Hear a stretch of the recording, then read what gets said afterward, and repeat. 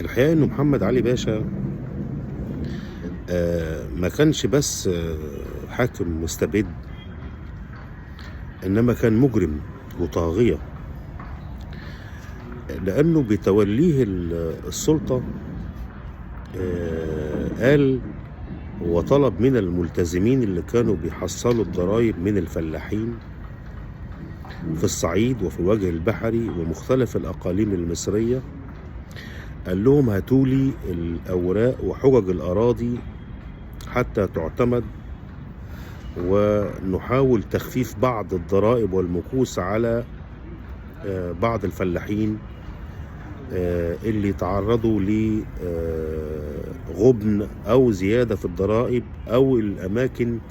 اللي قل فيها فيضان النيل والمية ما وصلتش وما عرفيش تروي الأراضي كويس. للأسف المصريين سلموا محمد علي باشا حجج الأراضي اللي كانت موجودة معهم من مئات السنين، وخدها المجرم محمد علي باشا وحرقها كلها في القلعة،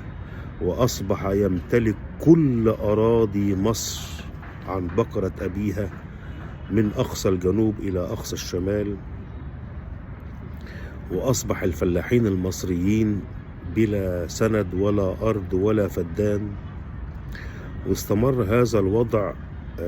لغاية سنة 1865. اليوم ده أهالي مدينة قاو اللي في محافظة أسيوط، بعضهم رفض يسلم الأراضي، فما كان من الخديوي إسماعيل المجرم الكافر القاتل إلا أن ذهب بالأسلحة وأصبح يقتل في أهل قاو وذبحهم ذبحا شديدا، وقدرت الأعداد وقتها بأكثر من 30,000 شهيد، وكانوا بيقطعوا رؤوسهم بالبلاطي.